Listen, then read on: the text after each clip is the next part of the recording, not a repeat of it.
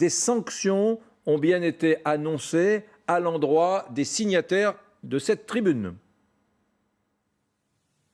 Bonjour Monsieur Brunet, exactement. La ministre des Armées et le chef d'état-major des armées ont demandé que des sanctions soient prises.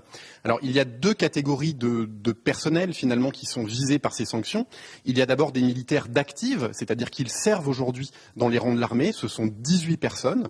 Et donc là, des conseils de discipline seront organisés et nous verrons quelles sanctions seront prises. Ça peut être des sanctions qui vont jusqu'à des jours d'arrêt.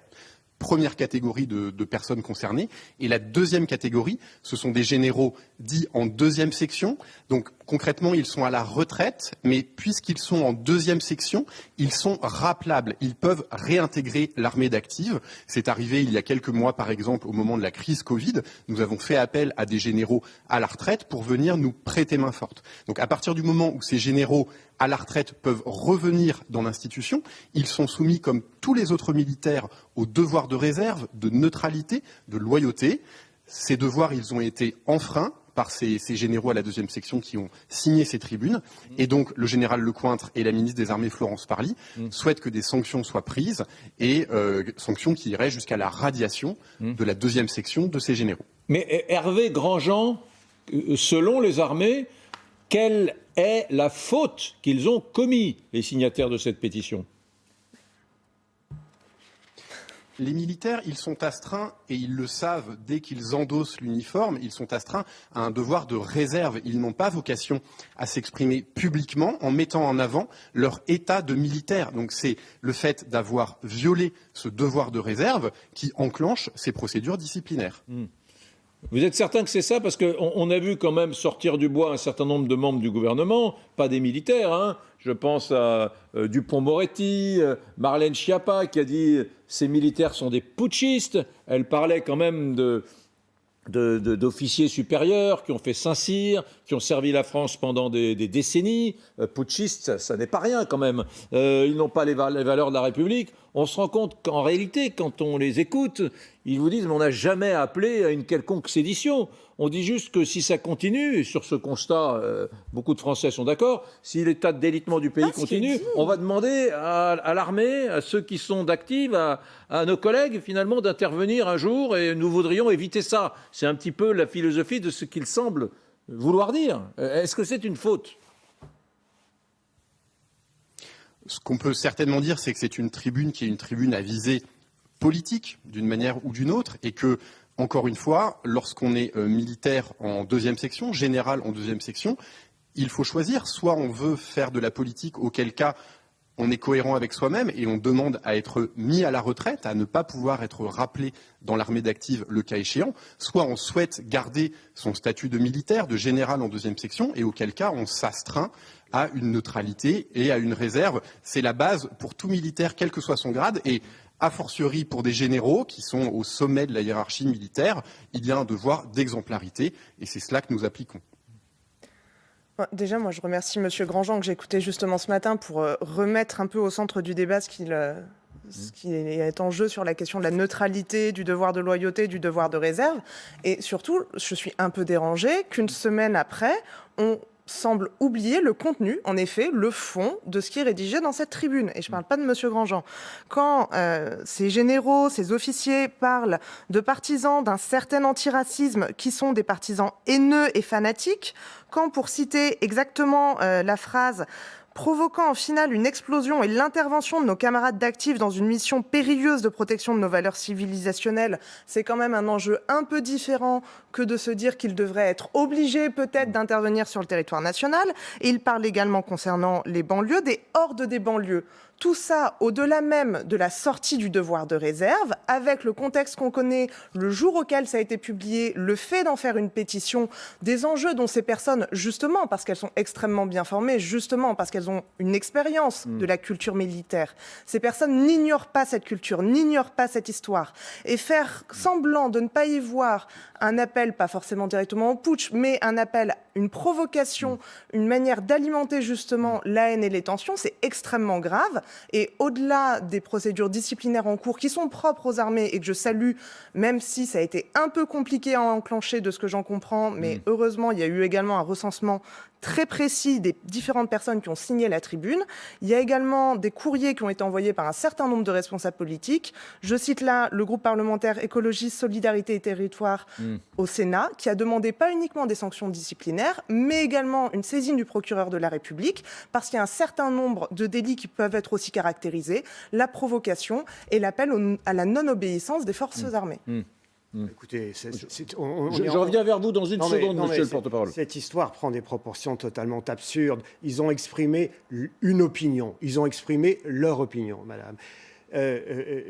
C'est vrai que traditionnellement, les militaires sont tenus au devoir de réserve. En effet, c'est une entorse. Moi, personnellement, j'aurais compris qu'ils se fassent taper sur les doigts, qu'on leur dise, qu'on leur adresse inflige un blâme de principe, si vous voulez, une espèce d'admonestation. Mais là, ça me paraît totalement excessif, disproportionné. Et ce qu'ils disent, c'est ce que des millions de Français disent sur l'état du pays chaque jour. Enfin, vous imaginez aujourd'hui, on peut faire appel à des militaires, notamment dans le cadre de la gestion Covid.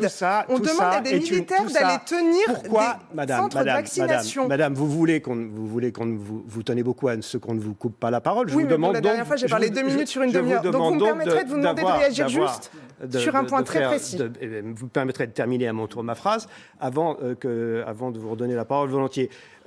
Toute cette affaire, on sait très bien comment elle a commencé, c'est une manipulation très habile de Mélenchon c'est Mélenchon qui commandite des tribunes dans Valeurs Actuelles. Qui a hyper communiqué sur cette affaire, qui sinon serait passé presque comme une lettre à la poste et qui tombait providentiellement pour lui pour masquer son embarras face au terrorisme islamiste, puisque c'était pile au moment de l'attentat de Rambouillet. Je dis bravo l'artiste Mélenchon, mais je dis aussi qu'électoralement, ça sera une perte. Ce qui me paraît grave, madame, c'est de nier ces évidences. Vous vous rendez compte de la gravité de ce que vous dites? Vous êtes rédacteur d'un organe de presse, et vous êtes en train de dire que c'est Jean-Luc Mélenchon qui fait quoi? Qui commandite des tribunes dans Valeurs Actuelles? Vous déformez mes propos, madame, je n'ai jamais dit ça. J'ai jamais dit qu'il avait été... Vous vous rendez compte de la gravité de vos propos? Est-ce que vous vous rendez compte de la gravité plutôt de la facilité rhétorique à laquelle vous recourez, madame, quand vous faites semblant de ne pas comprendre ce que je dis? Vous êtes en train de dire pas du tout ce que je dis. Ça a été manipulé par Jean-Luc Mélenchon. Ce que je dis, c'est que cette affaire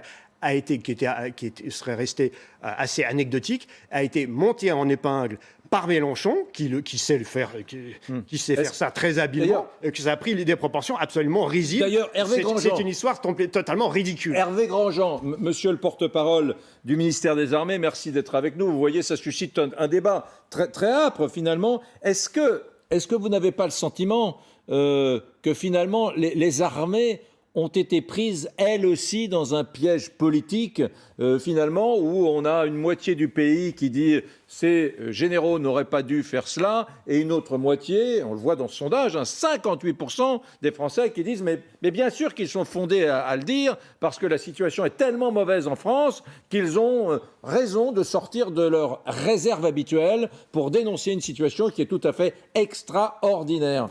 L'armée, quelque part, en sanctionnant 18 de ses militaires, est un peu prise au piège, non ? Encore une fois, en France, les opinions sont libres, les croyances sont libres, ce qui ne l'est pas quand on est doté du statut militaire, qui emporte des droits mais aussi des devoirs, c'est de l'exprimer publiquement et de faire référence explicitement à sa condition de militaire. Donc, comme d'ailleurs des fonctionnaires sont aussi soumis à un devoir de réserve, c'est encore plus vrai pour des militaires qui doivent s'astreindre à une position de neutralité la plus totale. Ce que je voudrais dire, c'est que sur cette liste de signataires, nous parlons là de 18 militaires d'actifs qui sont à comparer à 210 000 militaires qui tous les jours sont en opération en Afrique, sont en opération sur le territoire national pour défendre les Français.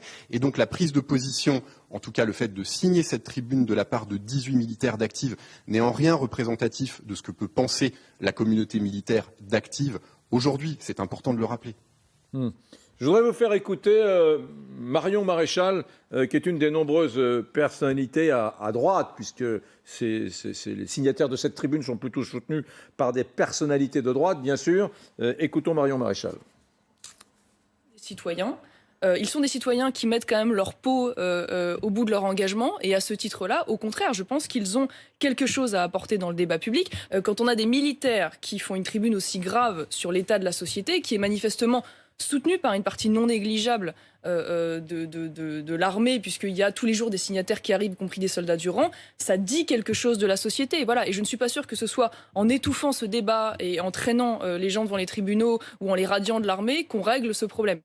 Hervé Grandjean, est-ce que finalement ces signataires ne disent pas tout haut ce que beaucoup de militaires pensent tout bas? Mais auquel cas que les conséquences en soient tirées, qu'ils soient cohérents. Ils appellent eux-mêmes au respect de la loi. La loi, en l'occurrence, c'est le Code de la défense. Un militaire, y compris, et je dirais surtout un général en 2e section, est soumis à un devoir de réserve, à un devoir de neutralité. Ce droit, ce principe de neutralité, ils l'ont enfreint, et donc nous en tirons les conséquences en lançant des procédures disciplinaires à leur encontre.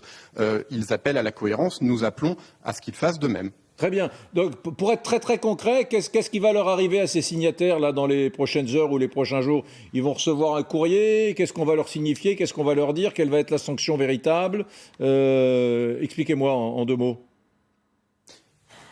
Ce qui a été demandé par la ministre Florence Parly et par le chef d'état-major des armées, c'est que soit étudiée la possibilité de les radier des services, c'est-à-dire qu'ils ne seront plus généraux en 2e section, c'est-à-dire qu'ils ne seront plus rappelables dans l'armée d'active, et de manière très concrète, ils n'auront plus le droit, si cette sanction est prononcée, de porter l'uniforme, ils n'auront plus de carte d'identité militaire, ils n'auront plus le droit de signer des documents en accolant leur grade de général à leur nom, et peut-être peut-on le dire aussi, c'est aussi une part d'honneur qui est en jeu dans cette sanction.